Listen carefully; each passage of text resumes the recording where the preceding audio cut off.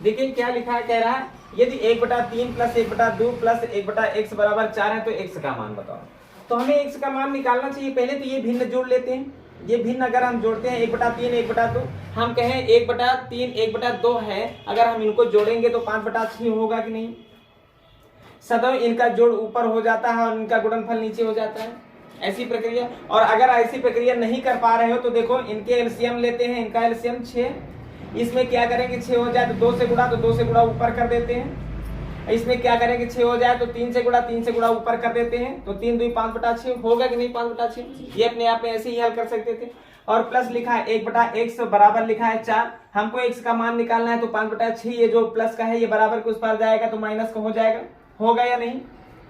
तो इधर बचा 1/x और उधर क्या बचा 6 चौके 24, 24 से घटा 5 तो 19/6 हुआ, 19/6 हुआ ना।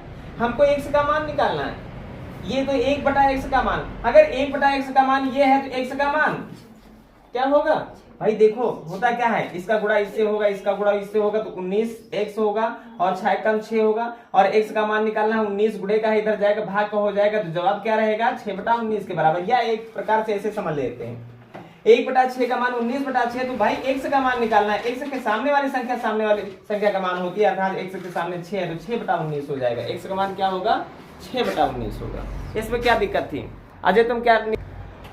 देखिए प्रश्न क्या कह रहा है, यदि a और b किसी कार्य को 20 दिन में कर सकता है। a और b जो है कोई कार्य 20 दिन में कर सकता है ना, कोई कार्य 20 दिन में कर सकता है। यदि इस कार्य को a जो है, इस कार्य को a अकेले 10 दिन तक करता है और उसके बाद जो है कि शेष कार्य को b 25 दिन में पूरा कर लेता है। तो क्वेश्चन को समझो, a अकेले जो है कि 10 दिन तक करता है और b शेष काम को 25 दिन में कर लेता है ना। तो b अकेले उस काम को कितने दिन में कर लेगा, उस पूरे काम को कितने दिन में कर लेगा, ये प्रश्न ये है। अब यहाँ पर a और b की वैल्यू अलग अलग नहीं दी है, तो हम क्वेश्चन में हम करेंगे कैसे। सबसे पहला काम इनका एलसीएम 20, तो 20 से कम 20, कहने का मतलब है 20 वस्तुएं बनाना है और a और b मिलकर के एक दिन में एक वस्तु बनाते हैं। एक दिन में एक वस्तु बनाते तभी तो 20 दिन में 20 वस्तुएं बना लेंगे। लेकिन अब एक काम को शुरू करता है और 10 दिन तक करता है, अकेले काम 10 दिन तक करता है और शेष जो काम बचता है उसको b जो है कि 25 दिन में करता है। अब हमें a और b की वैल्यू नहीं पता, तो अब क्वेश्चन को समझो। यहाँ पर क्वेश्चन क्या है, इन दोनों को साथ साथ करा दो। ये 10 दिन अलग करता है, ये 25 दिन अलग करता है। 10 दिन काम करता है, शेष काम को ये 25 दिन करता है, लेकिन 10 दिन जो है दोनों को साथ साथ करा दो। अच्छा, ए और बी जो है कि एक दिन में एक वस्तु बनाता है, तो 10 दिन अगर साथ साथ करेंगे तो 10 वस्तुएं बन करके तैयार हो जाएंगी कि नहीं। बची कितनी वस्तुएं 10 वस्तुएं, बची कितनी वस्तुएं 10 वस्तुएं। अब 10 वस्तुओं को कौन बनाएगा, बी बनाएगा, और बी बनाएगा कितने दिन में 15 दिन में। इसलिए 10 दिन तो वो उसके साथ कर चुका है, 25 दिन कुल करता है और 25 दिन में 10 दिन इनके साथ कर रहा है, तो इसका मतलब बचे क्या 15 दिन में 10 वस्तुएं और पूरा काम कितना है 20 वस्तुएं। अगर 10 वस्तुएं वो 15 दिन में बना रहा है तो बोलो 20 वस्तुएं कितने दिन में बनाएगा, 20 वस्तुएं कितने दिन में बनाएगा 30 दिन में। जवाब रहा 30 के बराबर, कुछ भी सवाल में नहीं है। क्वेश्चन को फिर समझो, ए और बी किसी कार्य को 20 दिन में करता है। एक कार्य को शुरू करता है अकेले 10 दिन तक काम करता है और शेष काम जो बचता है बी अकेले 25 दिन में कर लेता है। अब इस क्वेश्चन को लगाना है, 20 का एलसीएम लेते हैं 20, माने कुल वस्तुएं हमको 20 बनानी है, ये पूरा काम है। और 20 से भाग किया तो 1 आया, कहने मतलब ए और बी मिलकर के एक दिन में एक वस्तु बनाते हैं। एक दिन में कितनी वस्तु बनाते हैं, एक वस्तु बनाते हैं। बात को समझ रहे हो, एक दिन में एक वस्तु बनाते हैं। अब ए और बी की अलग अलग वैल्यू नहीं पता तो हम दोनों को साथ में काम करा लेते हैं। दोनों जब साथ में काम करते हैं तो भाई ये 10 दिन तक, ये 25 दिन तक, इसका मतलब 10 दिन साथ हो सकते हैं। 10 दिन में कितनी वस्तुएं बनाएंगे भाई, एक दिन में एक वस्तु, तब 10 दिन में 10 वस्तुएं, और 10 वस्तुएं अगर बना लेंगे तो बची क्या 10 वस्तुएं, और 10 वस्तुएं बनी है तो इसको करता है कौन, बी। और बी कितने दिन में करता है 15 दिन में, इसलिए कि 10 दिन तो इधर खत्म हो गए 15 दिन में।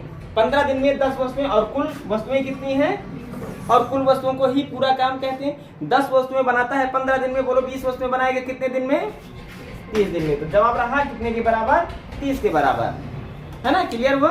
अगला प्रश्न लिखो, देखो प्रश्न को समझो। कह रहा है एक ग्राम प्रधान 10 लाख रुपए का ट्रैक्टर, है ना।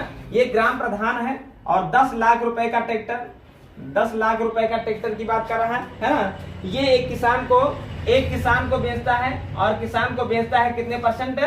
10% हानि पर, है ना, 10% हानि पर बेचता है। लेकिन किसान क्या करता है, कुछ दिन बाद जो है कि 10% का लाभ लेकर के 10% का लाभ लेकर के क्या करता है, फिर जो है कि ये इसको बेच देता है।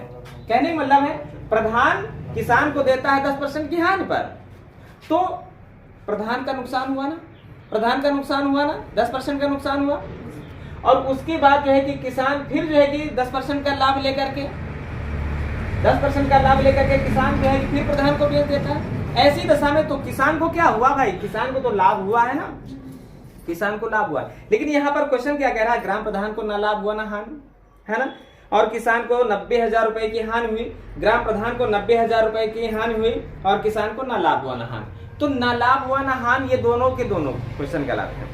यहाँ पर क्वेश्चन लगाने की जरूरत नहीं है। तुम खुद सोचो, प्रधान 10 लाख रुपए में जब बेच रहा है तो इसका मतलब 10% की हानि हो रही, 10% की हानि पर बेच रहा है, तो इसको तो पहले ही नुकसान हो गया ना। अब इसके बाद किसान फिर लाभ ले रहा है और लाभ के साथ इसको बेच रहा है, तो यहां पर किसान को क्या हुआ, कुछ दिन रखने के बाद 10% का लाभ ले रहा है, 10% का लाभ ले रहा है ना, और 10% का लाभ ले रहा है, जिसका मतलब इसको तो लाभ ही हो रहा है ना किसान को, और किसान के लाभ से संबंधित कोई ऑप्शन में है नहीं। और दो ही लोग हैं, किसान है और जो है कि ग्राम प्रधान है। और जब किसान को हानि हो लाभ होगा तो इसका मतलब क्लियर है कि प्रधान को हानि होगी, और प्रधान को हानि होगी तो प्रधान से संबंधित एक ही ऑप्शन दिया है ना, ग्राम प्रधान को 90,000 रुपए की हानि होगी। अब क्लियर हो गया कि हानि हो रही है और हानि से संबंधित एक ही ऑप्शन है, तो लगाने का जरूरत है, ग्राम प्रधान को हानि होनी है। ऑप्शन नंबर सी सही है। चलो अगला प्रश्न। देखो प्रश्न क्या कह रहा है, एक इंजन का 20 डेसीमीटर परिधि वाला पहिया जो है 4 सेकंड में 16 चक्कर लगाता है, तो उसकी चाल किलोमीटर प्रति घंटे में बताओ। और ऑप्शन है 28.8, 14.4 और 1.44, 2.88, है ना, यही तो है। अच्छा, एक पहिए की बात हो रही है, ये पहिया, और पहिया जब भी एक चक्कर लगाएगा ना, तो एक चक्कर में कितनी दूरी चलता है जान रहे हो, अपनी परिधि के बराबर दूरी चलता है। और परिधि का जो सूत्र होता है वो 2πr होता है, और 2πr का मतलब होता है परिधि। एक चक्कर में वह जो है कि क्या, एक परिधि के बराबर दूरी चलेगा, और इसकी परिधि कितनी है, 20 परिधि। और वह कह रहा है कि 4 सेकंड में 16 चक्कर लगाता है। 16 चक्कर लगाएगा तो मतलब 16 परिधियों के बराबर दूरी चलेगा, है ना, 16 चक्कर लगाएगा तो 16 परिधियों के बराबर, 16 दूना 32 माने 320 मीटर की दूरी चलेगा, है ना। अच्छा 320 ये डेसीमीटर, मीटर नहीं डेसीमीटर, 320 डेसीमीटर के बराबर दूरी चलेगा। कितने समय में, 4 सेकंड में। अच्छा 4 सेकंड में इतने डेसीमीटर, तो 1 सेकंड में 80 डेसीमीटर। अच्छा 1 सेकंड में चली गई दूरी को ही हम मीटर प्रति सेकंड की चाल कहते हैं, ऐसा भी कुछ कर लेते हैं ना। अच्छा यह जो है कि 1 सेकंड में चली गई दूरी है, और 1 सेकंड में चली गई दूरी है, तो कह रहा है कि चाल जो है किलोमीटर प्रति घंटे में बताओ। अच्छा चाल किलोमीटर प्रति घंटे में बताओ, तो सबसे पहले तो हम डेसीमीटर को मीटर में बदलें। अच्छा मीटर में ना भी बदले, हमको ऑप्शन से ही सब कुछ मिल जाएगा। देखो यह 1 सेकंड में इतना दूरी चलेगा, तो इसका मतलब है 3600 सेकंड में कितना दूरी चलेगा भाई, 1 घंटे में कह रहा है, 1 घंटे में चली गई दूरी को ही हम चाल कहते हैं। अगर डेसीमीटर को मीटर में या किलोमीटर में नहीं बदल पा रहे हैं तो कोई दिक्कत की बात नहीं है। क्वेश्चन को समझो, ये 3600 सेकंड है, और 1 सेकंड में 80, तो 3600 सेकंड में 3600 से गुणा, 0 का 0, 3 जीरो होंगे, 8 6 48 हो जाएगा, हासिल 4, 8 3 24, 24 में 4 जुड़ा तो 28, है ना, क्लियर है। और 28 से संबंधित कोई एक ऑप्शन है ना, क्या है, 28.8 है और 2.88 है। अच्छा अब यहाँ पर जो है कि 28.8 भी है ना, और जो है कि 2.88 है ना। और ये कह रहा है इनमें से दोनों में क्या सही होगा, 28.8, बोलो 28.8, बोलो तुम लोग, 28.8 कैसे सही होगा और 2.88 कैसे सही होगा। हम ऑप्शन के जरिए यहाँ तक तो पहुंच गए भाई, और जो है कि 14.4 और 1.44 ये तो गलत हो गया, है ना। फिलहाल अब क्या सही होगा, बोलो क्या सही कराया गया है। हाँ आप क्वेश्चन को समझो, देखो डेसीमीटर को अब जो है कि किलोमीटर में बदलने की जरूरत है ना। अब डेसीमीटर की बात करता है तो 1 डेसीमीटर की बात करता है तो 1 डेसीमीटर में कितने किलोमीटर होते हैं और कितने मीटर होते हैं, है ना। एक बार हम 10 की बात करते हैं, 1 डेसीमीटर में हम 10 मीटर की बात करते हैं, है ना। और 10 मीटर की जब बात करते हैं तो जब मीटर बनेगा तो ये 0 यहाँ से कट जाएगा, है ना। ये बन गया मीटर। अब मीटर को बनाना है किलोमीटर, और मीटर को अगर बनाना है किलोमीटर बनाना है तो, और 1 मीटर को किलोमीटर बनाना है तो मीटर को जब भी किलोमीटर बनाने के लिए 1000 से गुणा करते हैं, 1000, है ना, इसलिए कि 1000 मीटर होते हैं 1 किलोमीटर में, है ना। और ये जो है कि 1 मीटर में कितने डेसीमीटर होते हैं, तो 10 डेसीमीटर होते हैं, इसलिए 10 से भाग माने 1 जीरो कटा, और यहाँ पर 1000 से भाग माने 3 जीरो कटे, तो 2 जीरो तो है मौजूद, है ना। और एक अंक बाद दशमलव लग जाएगा, जवाब रहेगा 28.8 के बराबर, है ना। उसकी जो चाल बनी है 28.8 किलोमीटर प्रति घंटे की चाल बनी है। बात क्लियर हुई। अगला प्रश्न आपसे पता नहीं कैसे लगाते हैं। देखिए कह रहा है 12 वर्ष का स्वामी अपने भाई विनय से 3 गुना बड़ा है ना। भाई 2 लोग हैं, एक स्वामी है और एक विनय है ना। कह रहा है 12 वर्ष का जो स्वामी है वो अपने भाई विनय से 3 गुना बड़ा है। इसका मतलब अगर स्वामी 12 वर्ष का है, ये 4 वर्ष का होगा तभी तो 4 3 12, है ना। अब क्वेश्चन कह रहा है कि स्वामी की आयु उस समय कितनी होगी जब विनय से 2 गुना होगा। और ऑप्शन में देखो, ऑप्शन कह रहा है 20 है और 16 है और 14 है और 18 है। तो तुम कुछ करने की जरूरत नहीं है, ऑप्शन के जरिए हल कर सकते हो। अच्छा 20 साल बाद अगर बात कही जाए तो 20 साल बाद जो है कि ये विनय जो होगा वो 24 साल का होगा कि नहीं। और ये जो है स्वामी कितने साल का होगा 20 साल बाद, जो है कि 32 साल का होगा। तो क्या ये दुगने का संबंध बन रहा है? नहीं बन रहा है, तो ये वाला पॉइंट हट जाएगा, माने कट जाएगा। अब अगर इसकी बात की जाए 16 साल बाद की, तो 16 साल बाद जो है कि विनय 20 साल का होगा कि नहीं? विनय 20 साल का होगा कि नहीं? अच्छा ये ऑप्शन इस तरह से नहीं होगा भाई, है ना। कितने वर्ष की आयु, कितने वर्ष बाद की बात कर रहा है। अच्छा अब यहाँ पर अगर हम देखें 16 साल की बात कर रहा है, तो 16 साल का मतलब है 4 साल बाद, है ना। 4 साल बाद जैसे 16 को चेक करना, ये उम्र दी गई है, उम्र दी गई है। इसका मतलब है 16 साल कब होगी स्वामी की आयु? 4 साल बाद। 4 साल बाद इसकी 16 की होगी तो 4 साल बाद इसकी 8 होगी, और इसका मतलब है दुगना है और दुगना है, तो यही सही है। जैसे 20 को चेक किया तो 20 जोड़ करके नहीं चेक करना है, इसलिए 20 साल बाद की बात नहीं कर रहा है। वो क्या कह रहा है कि कितनी उम्र होनी चाहिए, माने जैसे 20 साल होगी तो 20 साल कितने साल बाद होगी? 8 साल बाद। 8 साल बाद ये 20 साल का होगा तो 8 साल बाद ये 12 साल का होगा, 12 साल का होगा तो ये दुगना का संबंध नहीं बन रहा है, इसलिए ये हटा देंगे।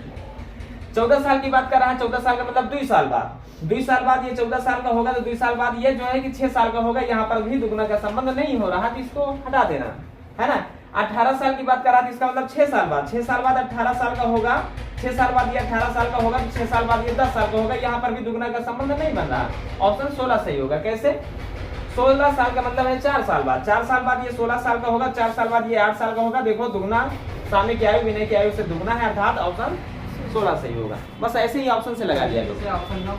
हाँ कह रहे हैं ऑप्शन जैसे नहीं है हमारे पास तो कोई दिक्कत की बात नहीं है। देखो क्वेश्चन को समझना, 12 साल का स्वामी है और जो है कि 3 गुना का संबंध है बता रहा, तो ये स्वामी की बात कर रहा है। स्वामी 12 साल का है तो विनय से ये 3 गुना है, जिसका मतलब 4 साल का है।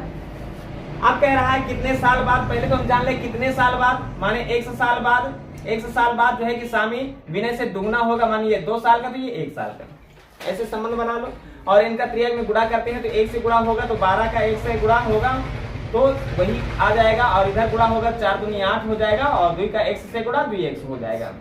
x वाला पॉइंट एक तरफ कर लेते हैं, बाकी को हम एक तरफ कर लेते हैं।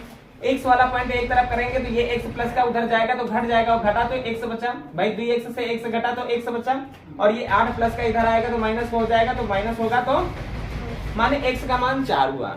x का मान 4 हुआ है, तो x का मान 4 हुआ है, तो इसका मतलब 4 साल बाद। 4 साल बाद की बात पूछा जा रहा है, तो जवाब रहेगा 16 के बराबर, है ना। स्वामी की आयु पूछा जाए तो 16 है, और अगर विनय की बात की जाए तो 4, भाई x का मान 4 निकला तो 4 4 8, विनय की आयु 8 साल। बात क्लियर हुई। चलो अगला प्रश्न हल करते हैं। नहीं आ रहे तो देखो प्रश्न क्या कह रहा है। एक व्यक्ति जो है स्थिर पानी में व्यक्ति की जो चाल है वो 10 किलोमीटर प्रति घंटा है, और वो जब नाव जो है कि चलाता है ना, या तैरने का काम करता है, तो अगर बहाव माने धारा की दिशा में चलता है और फिर धारा के विपरीत दिशा में चलता है, तो वो पाता है क्या, कहता है कि दुगना समय लेता है जब धारा के विपरीत से आ रहा है। धारा के अनुकूल जितना समय जा रहा जाने में लगा रहा है, धारा के विपरीत आने में उससे दुगना समय ले रहा है। तो धारा की चाल क्या होगी? अगर ऐसा क्वेश्चन है कभी भी तो धारा की चाल निकालना भी पड़ सकता है, धारा की चाल निकालना भी पड़ सकता है, और स्थिर जल में नाव की चाल भी जो है कि निकालना हो सकता है ना। लेकिन दोनों में से कोई एक ही निकालने की बात करेगा। अच्छा, स्थिर जल में नाव की चाल अगर निकालने की बात करेगा तो जो है कि धारा की चाल दी गई होगी, और धारा की चाल दी गई है, अगर जो है कि धारा की चाल निकालनी है तो स्थिर जल में नाव की चाल दी गई होगी। यहां पर स्थिर में उसकी चाल 10 किलोमीटर प्रति घंटे की बात। अब क्वेश्चन को समझना, यहाँ पर धारा की चाल पूछी जा रही है। कभी भी क्वेश्चन आए, अगर धारा के अनुकूल जितना समय जाने में ले रहा है उससे दुगना समय धारा के विपरीत आने में ले रहा है, दुगना भी हो सकता है, तिगुना भी हो सकता है, चौगुना भी हो सकता है, तो सदैव जितने गुना की बात करें स्थिर जल में नाव की चाल को उससे एक कम करके गुणा कर देना। दुगना की बात करें तो 1 से गुणा, तिगुना की बात करें तो किससे गुणा? 2 से गुणा, चौगुना की बात करें तो 3 से गुणा, 5 गुना की बात करें तो 4 से गुणा। फिलहाल यहाँ पर बात हुई है दुगुना की, है ना, तो गुणा 1 से करना। धारा की चाल एक समान लेना, धारा की चाल सदैव एक समान लेना, बराबर का निशान लगा लेना। अब यहाँ पर देखो, धारा की चाल जो स्थिर जल में नाव की चाल है उसको किससे गुणा किए हैं? 1 से। क्यों? क्योंकि धारा की चाल वो जो है कि समय जो है दुगना लग रहा है तो 1 से गुणा। अगर जितने गुना की बात करता है स्थिर जल में उससे 1 कम करके गुणा करना होगा, लेकिन धारा की चाल को गुना से 1 ज्यादा करके गुणा करना होगा, माने 3 से। और अब हमको ये सेंटेंस तुम्हारी समझ में आ गया है। x का मान निकालना है तो 3 गुणे का है, इधर जाएगा तो भाग का हो जाएगा, और 10 को 3 से भाग करेंगे तो 3 सही 1/3 होगा। बात क्लियर है? अच्छा, एक और पॉइंट है। अब जैसे यहीं पर क्वेश्चन कह रहा है कि धारा की चाल 4 किलोमीटर प्रति घंटा है, 4 किलोमीटर प्रति घंटा है, और वह धारा जो है कि कोई व्यक्ति है, वह जब धारा के साथ साथ चलता है और फिर धारा के विपरीत आता है तो विपरीत आने में उसको 3 गुना समय ज्यादा लगा, 3 गुना समय ज्यादा लगा। तो स्थिर जल में नाव की चाल बताओ। तो जो नहीं पता है उसे हम एक समान ले। बात क्लियर है?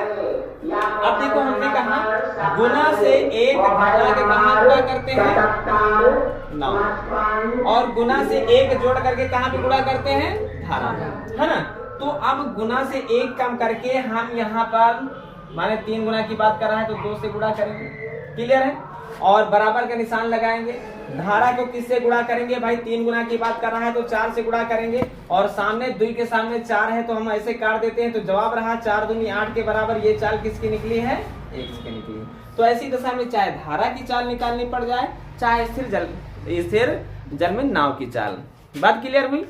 अच्छा, अब यहाँ पर एक और बात, यहाँ पर दोनों के अलावा भी हो सकता है। थोड़ा सा पॉइंट समझ लेते हैं और फिर आगे बढ़ जाते हैं, इसलिए नाव नदी बहुत कम पढ़ाया गया है।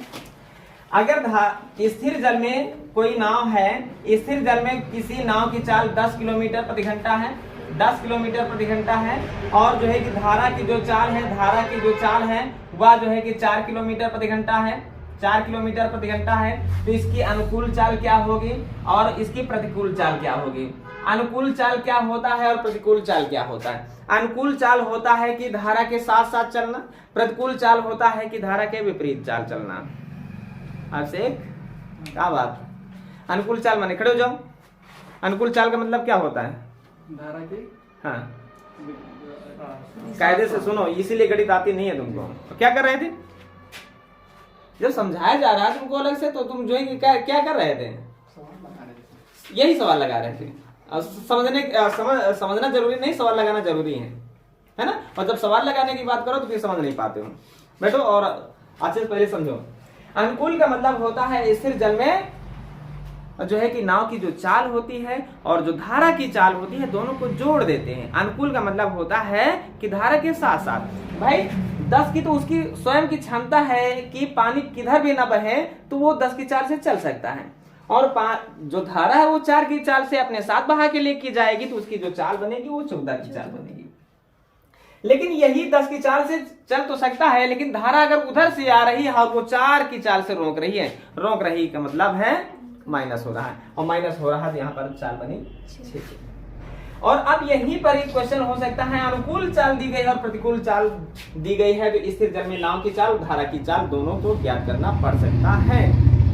तो ये जाने रहना धारा की चाल सदैव जो है कि नाव की चाल से कम रहेगी। यदि धारा की चाल नाव की चाल से ज्यादा रही तो यकीन मानो जो है कि बोट आगे बढ़ नहीं पाएगा और धारा उल्टा ही उसको बहा ले जाएगी, है ना। तो धारा की चाल सदैव जो है कि क्या रहेगी, कम रहेगी, और स्थिर जल में नाव की चाल क्या रहेगी, ज्यादा रहेगी। और ज्यादा के लिए जोड़ के आधा करेंगे, 14 6 20 20 का आधा, माने जोड़ के आधा करेंगे तो स्थिर जल में नाव की चाल निकलेगी। ये पहला पॉइंट है।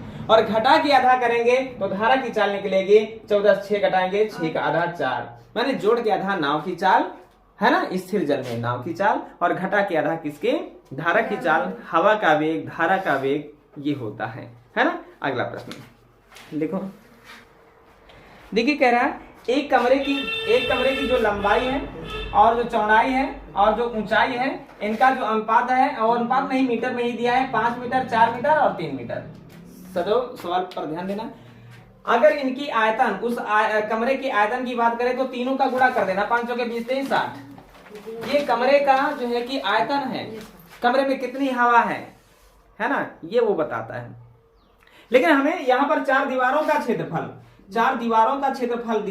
बताना है, दीवारों का क्षेत्रफल बताना है। और दीवारों का क्षेत्रफल जब भी बताना हो, कभी भी कोई भी क्वेश्चन हो, दीवारों का क्षेत्रफल जब भी बताना हो, ऊंचाई को घेरे में ले लेना, और देखो जवाब देने जा रहे हैं।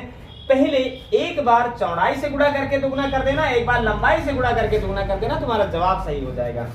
जैसे देखो होता क्या है, 4 3 12, 12 दुगुना 24, चौड़ाई का काम खत्म हो गया। अब लंबाई का 5 3 15, 15 का दुगुना 30। बस तुम्हारा सवाल का जो जवाब रहा वो 54 रहा। क्लियर। कभी भी 4 दीवारों का क्षेत्रफल पूछा जाए, ऊंचाई को घेरे में ले लेना।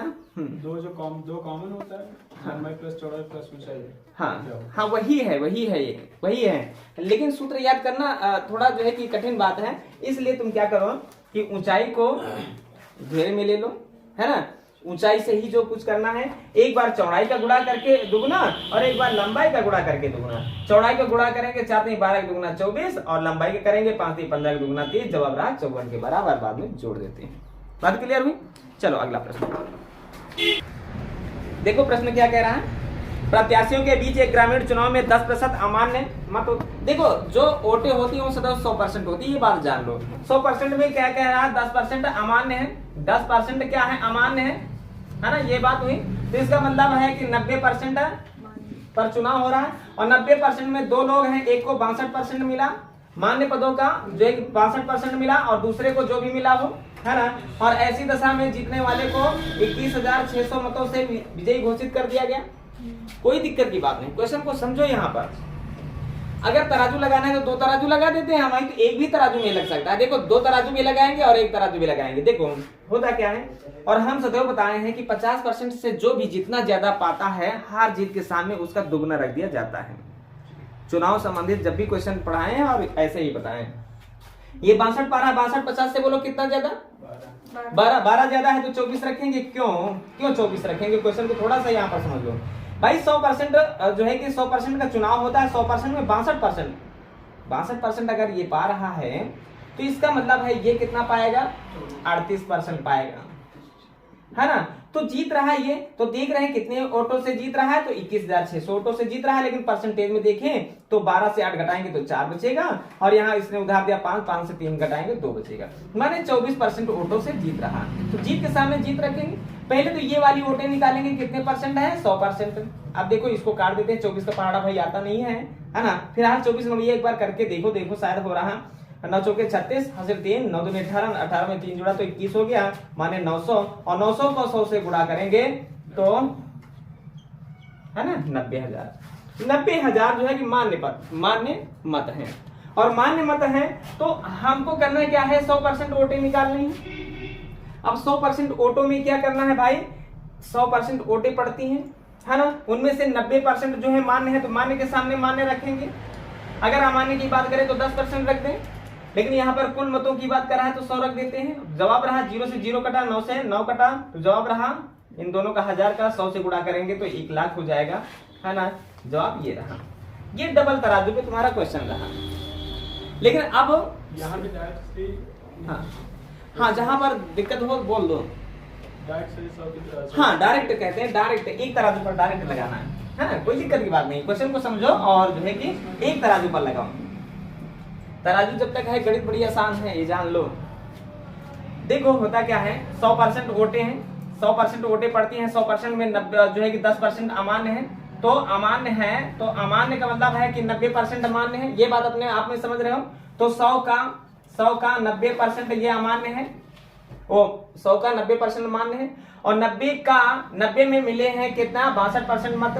62% का मतलब है इसका 62% कितना होगा, 100 से 100 कटा है, 0 से 0 कटा है। अब इनको गुणा कर लेते हैं। देखो होता क्या है, 9 दूनी 18, 1 हाथ से 9 छाक 54, 1 55, है ना भाई। 10 से भाग करेंगे 55.8 हो जाएगा। अब देखो तराजू पर क्वेश्चन को हल करते हैं।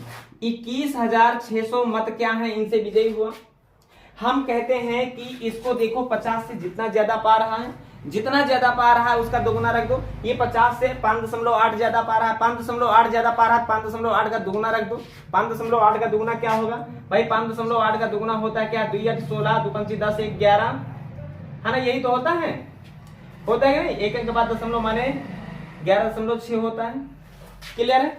अब यहाँ पर 100% वोटे हैं, है ना, 100% वोटे हैं, ये हो गया, है ना। चाहे तो ऐसे लगा देते हैं। अच्छा अब देखो काट करके रुक जाओ, यहाँ पर थोड़ा गड़बड़ हुआ। यहाँ जानते हो क्या हुआ है, 5.8 ये 1 पा रहा है, 5.8 1 पा रहा है। और 10% क्या है, 10% अमान्य है ना, 10% अमान्य है। तो दूसरा कितने पा रहा है ये भी तो जानो। दूसरा कितने भाई, ये हो गया क्या, 65.8, 65.8 हो गया। और एक को 65.8 मिला है तो दूसरे को क्या मिलेंगे भाई, एक को 58 मिला है, 10% अमान्य है, तो कुल मिला के 65.8 वोटें एक तरफ हो गई, है ना, अमान्य, और इसको हटा लिए। और दूसरे वाले प्रत्याशी को कितना मिली है, तो 0.2। और भाई 100 से क्या घटाएंगे, 100 से क्या घटाएंगे, 65.8 घटाएंगे। उधार लिए 10 से 8 घटा तो 2 बचा, यहाँ 9 से 5 घटा तो 4 बचा, है ना, और 9 से 6 घटा तो 3 बचा, है ना। तो एक को यह मिलता है और दूसरे को यह मिलता है, तो हार जीत कितने से होती है, 8 से 2 घटाएंगे तो 6 बचेगा, है ना, दशमलव लगा है। यहाँ पर क्या है, 5 से 4 घटाएंगे तो 1 बचेगा। और यहाँ पर क्या है, यहाँ पर जो है कि 5 है, 5 से 3 घटाएंगे तो 2 बचेगा। क्लियर है। अब कोई दिक्कत की बात नहीं है, क्वेश्चन को समझ में आ गया होगा। ये 21,600 जो है क्या है, मतों से हार जीत का निर्णय हुआ। हार जीत के सामने हार जीत को रखेंगे 21.6। और वोटें सदैव होती हैं 100% रख देते हैं, दशमलव हटाते हैं, 0 बढ़ाते हैं, 216 से 216 को काट देते हैं, त्रियाग में गुणा करेंगे, 1000 का 100 से गुणा होगा, 1 लाख हो जाएगा। यही तुम्हारा जवाब रहा। क्लियर है। यह एक तराजू, तो चाहो तो एक तराजू लगा सकते हो, चाहो तो 2 तराजू लगा सकते हो, जैसे समझ में आए वैसा कर सकते हो। अगला प्रश्न लिखो। देखिए कह रहा है 4 अंकों की छोटी से छोटी संख्या, है ना, जिसे 2 3 4 5 6 7 से भाग देने पर प्रत्येक दशा में 1 शेष बचता है, वो संख्या बताओ, है ना। तो तुम क्या करते हो, इनका एलसीएम लेते हो, इनका एलसीएम लेते हो और उसमें 1 जोड़ देते हो। नहीं, एलसीएम के सहारे जो है कि भाई 4 अंकों की छोटी छोटी संख्या की बात कर रहा है ना, तो एलसीएम के सहारे 4 अंकों तक पहुंचे और उसके बाद जो भी आता है एलसीएम उसमें हम 1 जोड़ देते हैं, वो हमारा आंसर बन।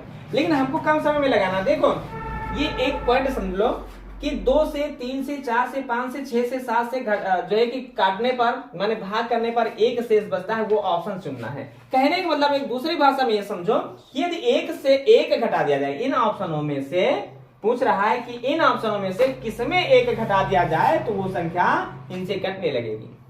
अच्छा 2 से वही संख्या करती है जिसके अंत में 2 4 6 8 0 हो। 3 से वो संख्या करती है जिनके अंकों का योग 3 से करता हूं। 4 से जिनके अंतिम 2 अंक 4 से करते हो। 5 जिनके अंत में 5 या 0 हो। 6 से 2 या 3 से कटने का, बस इतने ही पॉइंट सही कर ले जाएंगे। देखो 1 घटाएंगे तो यहाँ पर 9 आ जाएगा, और 9 आ जाएगा तो ये 5 से कटेगा नहीं, 5 को पकड़ लो। 1 घटाएंगे तो 4 आ जाएगा क्या के साथ पर, जो 5 से कटेगा नहीं। 1 घटाएंगे तो 8 आ जाएगा, 8 आ जाएगा तो 5 से कटेगा नहीं। 1 घटाएंगे तो 1260 आ जाएगा। देखो 2 से कटने का नियम अंत में 0 2 4 6 8 होना चाहिए, कट रहा है। 3 से कटने का नियम, उनके अंकों का योग 3 से कटता हो, 1 2 3 3 और 3 6 9, 3 से कट रहा है। 4 से कटने का नियम अंतिम 2 अंक कटने चाहिए। 5 से कटने का नियम 0 होना चाहिए या 5 होना चाहिए, है ना। 6 से कटने के सारे नियम यहाँ पर काम कर रहे हैं। ऑप्शन नंबर 20 है। एलसीएम के सारे यहाँ तक ना पहुंचो। एलसीएम जितनी देर में जो है कि लोगे उतनी देर में तुम्हारा सवाल का आंसर तुम्हारे सामने होगा। कभी भी लासा मासा का कोई सवाल जो है कि किसी नियम से ना लगा करके उसको ऑप्शन से ही लगाने का प्रयास करो। ऑप्शन से लगाओगे जल्दी लगेगा। अगला प्रश्न लिखो।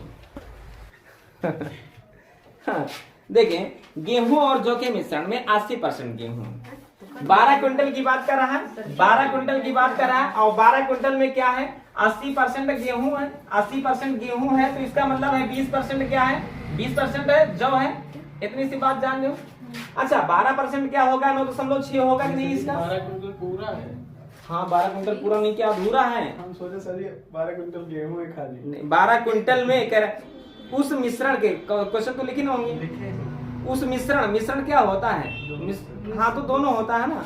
उस मिश्रण के 12 क्विंटल में है ना कितने गेहूं की मात्रा मिला दी जाए कि गेहूं का जो प्रतिशत है वो 85% हो जाए। तो देखिए 12 का 80% निकालोगे 9.6 होगा, है ना। 9.6 होगा तो 12 में 2.4 ये होगा। ये गेहूं है और ये जौ है। कोई है ऐसा जो 9.6 और 2.4 नहीं निकाल पा रहा है, नहीं निकाल पा रहा है तो ये बात जान ले। 12 का 80 का माने गुणा 80 माने 80% माने बटा 100, 0 0 कटा 12 96 का 96 10 से भाग करोगे तो समझो 1 अंक बाद आ जाएगा, है ना। ऐसे ही कर लेते हैं। और 12 का 20% ऐसे निकालोगे 2.4। गेहूं मिलाने की बात कर रहा है, गेहूं मिला देते हैं 100 किलोग्राम। तब ऐसी दशा में इसका जो परसेंटेज है 85 हो जाता है। अच्छा 85% भाई पूरा पूरा मिश्रण होता है क्या 100% मिश्रण में 85% गेहूं है तो जो कितना होगा 15 होगा कि नहीं होगा। अच्छा 5 से काट देते, 5 17 में 15, 5 3 15, है ना। 3 में गुणा हो जाएगा, है ना। गुणा हो जाएगा तो 3 से इसको गुणा करेंगे तो 3 का x से गुणा 3x हो जाएगा, और प्लस 18 3 9 27 1 हासिल 28, है ना। और इसका इधर से गुणा हो जाएगा 17 चौके 68 के 8 हासिल 6, 17 दूना 34 40 हो जाएगा। क्लियर है।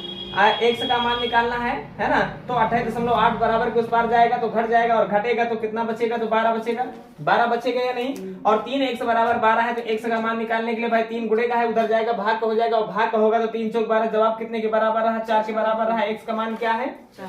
अर्थात 4 क्विंटल अगर गेहूं मिला दिया जाए तो गेहूं की जो मात्रा होगी वह कितने परसेंट होगी, 85% हो जाएगी। बात क्लियर है। तराजू पर इसको समझा लेते हैं। देखो कह रहा है एक बंदर 12 मीटर लंबे खंभे पर हर 1 मिनट में 1 मीटर चढ़ता है, और हर दूसरे मिनट में 1/2 मीटर फिसल आता है, का मतलब आधा मीटर फिसल आता है ना। ये खंभा है और इस खंभे की जो लंबाई वो 12 मीटर है, और यह 1 मिनट में जो है कि कितना चढ़ता है, 1 मिनट में जो है कि 1 मीटर चढ़ता है, अगले मिनट में आधा मीटर फिसल आता है। इसका मतलब है समय जो है कि बीता कितना 2 मिनट, और 2 मिनट में कितना चढ़ा भाई 1 चढ़ा, आधा उतरा। इसका मतलब आधा को ऐसे लिख लिए, है ना।